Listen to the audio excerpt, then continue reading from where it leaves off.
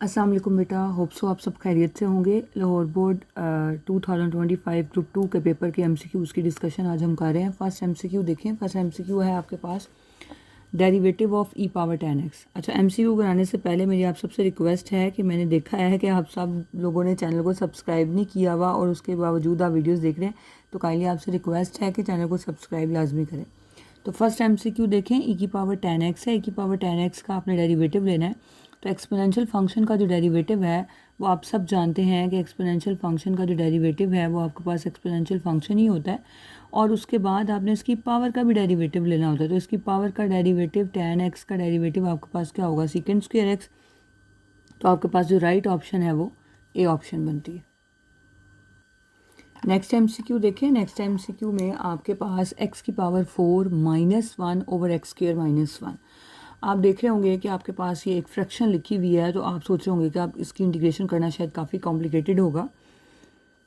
x की power 4 -1 को आपको पता है आप x square +1 into x square -1 लिख सकते हैं। फैक्टराइजेशन कर दी, ये टर्म्स कैंसिल हो जाएंगी। आपने एक्स स्क्वायर +1 की इंटीग्रेशन करनी है। एक्स स्क्वायर +1 की इंटीग्रेशन किस तरह से आप करेंगे, एक्स स्क्वायर की इंटीग्रेशन आपको पता है आपके पास क्या होती है, एक्स क्यूब ओवर 3, और 1 की इंटीग्रेशन क्या होती है, एक्स, और कांस्टेंट ऐड कर देंगे। Right option is D option. Next MCQ देखें। नेक्स्ट एमसीक्यू में आपने रेंज ऑफ द फंक्शन बतानी है। स्क्वायर रूट का फंक्शन है, तो आप सबको मैंने याद कराया था कि जो स्क्वायर रूट वाले फंक्शंस होते हैं उनकी जो रेंज होती है वो पॉजिटिव रियल नंबर्स होते हैं, और ऑफ कोर्स इसमें 3 पुट करने से 0 भी आंसर आता है। तो right option is B option. Next देखें, ये वही क्यूट फार्मूले की एक्सप्रेशन लिखा हुआ है। ई की पावर में एक्स है और फंक्शन का डेरिवेटिव ऐड हो रहा है, तो आपको पता है इसका आंसर क्या होता है, ई की पावर एक्स, और वो फंक्शन हम साथ लिख देते हैं जिसका डेरिवेटिव मौजूद है। नेक्स्ट देखिए। नेक्स्ट एमसीक्यू में है for what value of this. आपने इस एक्सप्रेशन की लिमिट फाइंड करनी है। एक्स और साइन एक्स दोनों मल्टीप्लाई हो रहे हैं, इसमें आपने कुछ भी नहीं करना, सिंपली आप लिमिट पुट कर दें, एक्स की जगह 0 से रिप्लेस कर दें, तो आपको पता है 0 से आप किसी भी चीज़ को मल्टीप्लाई करेंगे you will get 0। Next MCQ देखें। इंटीग्रेशन की काफ़ी डिटेल मैंने आपके साथ डिस्कशन की थी, इंटीग्रेशन की सीरीज़ बनाई थी। 1 over x ln of x आपके पास लिखा हुआ है, तो आप देखें एक्स का डेरिवेटिव 1 होता है और ln ऑफ एक्स का डेरिवेटिव 1 ओवर एक्स होता है। तो ये जो 1 ओवर एक्स है इसको मैं ऊपर लिख रही हूँ और ln ऑफ एक्स यहाँ लिख रही हूँ।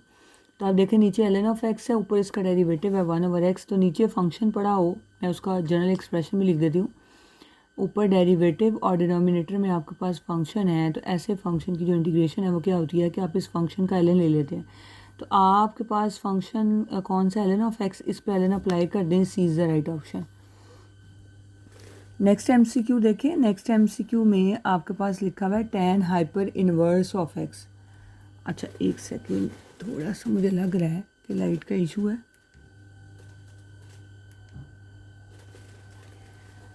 tan hyper inverse of x को देखें, ये तो आपने सिंपली इसका फॉर्मूला याद रखना है कि tan hyper inverse of x, tan simply जो tan है उसका derivative 1 over 1 plus x square है, ये हाइपर इनवर्स है, बी ऑप्शन है 1 माइनस एक्स स्क्वायर। नेक्स्ट देखें, आपने कॉस हाइपर 3x के दो डेरिवेटिव्स लेने हैं। जब आप इसका फर्स्ट डेरिवेटिव लेंगे तो कॉस का डेरिवेटिव आपके पास साइन हाइपर 3x हो जाएगा और इसके एंगल का डेरिवेटिव 3। अच्छा, माइनस लगाना है कि नहीं लगाना है, जो हम सिंपल डेरिवेटिव्स लेते हैं ना, उन सिंपल डेरिवेटिव्स में कॉस का जो डेरिवेटिव है वो माइनस साइन होता है, लेकिन हाइपरबोलिक फंक्शन में साइन कॉस टैन के डेरिवेटिव पॉजिटिव होंगे। जो लास्ट 3 हैं सीकेंड को सीकेंड कॉट, उनके डेरिवेटिव नेगेटिव होते हैं। तो इस तरह से ये पॉजिटिव ही रहेगा। उसके बाद दोबारा इंटीग्रेशन करेंगे तो साइन हाइपर एक्स की इंटीग्रेशन कॉस हाइपर 3x हो जाएगी, और इसके एंगल का डेरिवेटिव दोबारा 3 से मल्टीप्लाई होकर यू विल गेट 9। तो right option is D, 9 cos hyper 3x। Next MCQ देखें। नेक्स्ट एमसीक्यू में आपके पास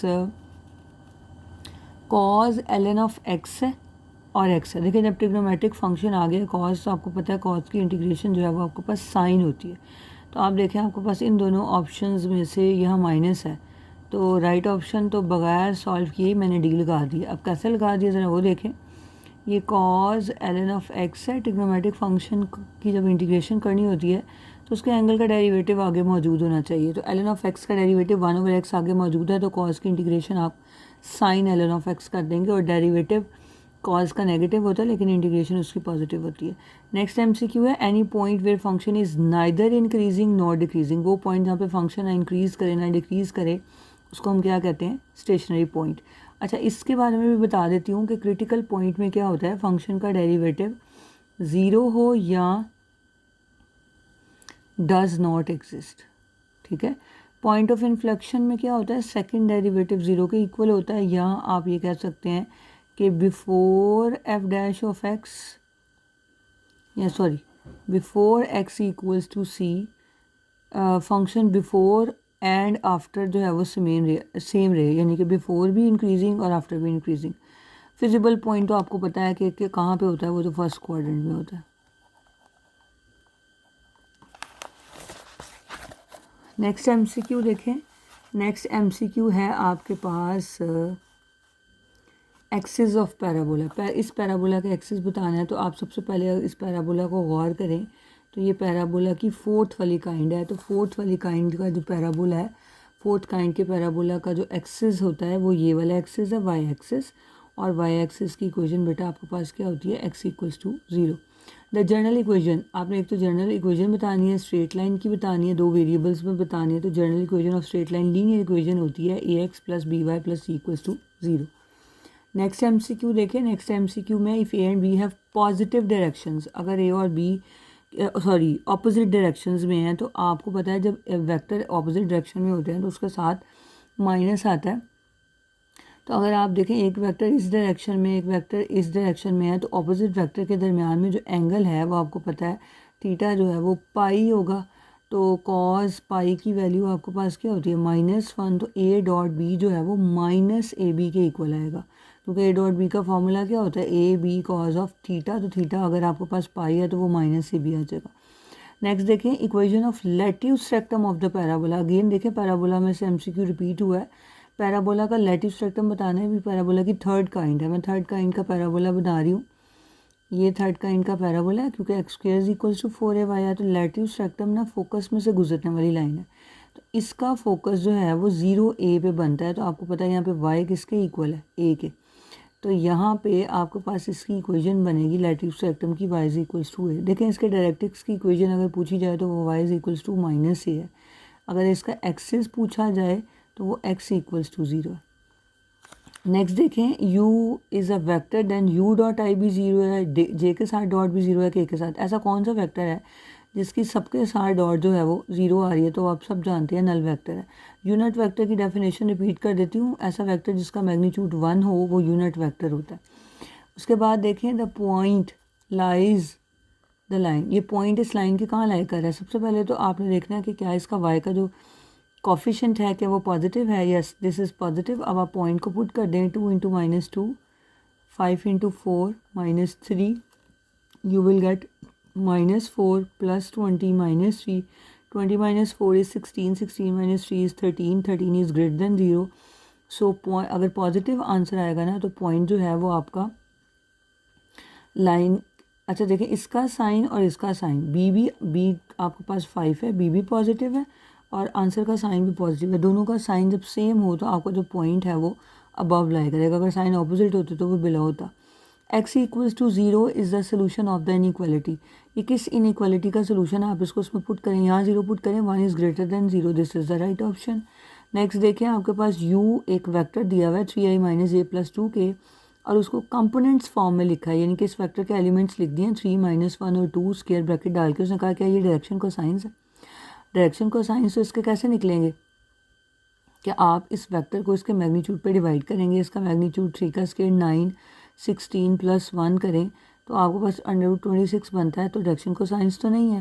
डायरेक्शन रेशोज़ हैं क्या, नहीं डायरेक्शन रेशोज़ भी नहीं है, क्योंकि उसमें भी आपको उसके मैग्नीट्यूड से जो है वो डिवाइड करें। डायरेक्शन एंगल्स हैं या एलिमेंट्स हैं। अब डायरेक्शन रेशोज़ क्या होती है, डायरेक्शन एंगल और डायरेक्शन कोसाइन का टॉपिक तो आपने पढ़ा था। डायरेक्शन रेशोज़ क्या होंगी कि आपके पास रेशो तो नहीं है, कोई डिवीजन तो नहीं की गई, तो ये आपके पास इस वेक्टर की क्या है, एलिमेंट्स है। नेक्स्ट देखें the slope of the line, इस लाइन में से स्लोप आपको कैसे बतानी होती है, लाइन में से स्लोप का फॉर्मूला क्या होता है, -a/b। लास्ट MCQ है the line through the focus and perpendicular to the directrix, वो लाइन जो फोकस में से पास करे और डायरेक्ट्रिक्स पे पैरेलल हो, परपेंडिकुलर सॉरी, ये देखें ये लाइन है, ये इस फोकस में से गुजर रही है और ये डायरेक्ट्रिक्स के ऊपर जाकर परपेंडिकुलर बन रही है। तो इस लाइन को हम एक्सिस कहते हैं वो लाइन जो उस फिक्स पॉइंट में से पास करे, डायरेक्ट्रिक्स पे परपेंडिकुलर हो, उस लाइन को हम क्या कहते हैं, एक्सिस ऑफ द कॉनिक। तो 2025 के MCQs आर ओनली 10 मिनट्स में मैंने आपको 20 MCQs जो है वो सॉल्व कराए हैं।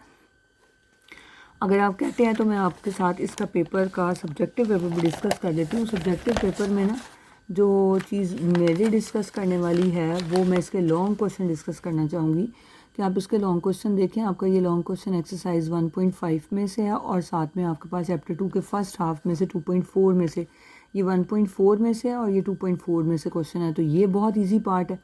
नेक्स्ट देखें ये 2.9 में से है और ये 3.5। अक्सर बच्चे पूछते हैं पार्शियल फ्रैक्शन वाली इंटीग्रेशन आती है या नहीं आती, तो देखें ये वैसे बहुत इजी पार्ट उसका दिया है। ये 3.6 में से cos 4 वाला क्वेश्चन है, उसके साथ चैप्टर 5 का पेयर बना हुआ है।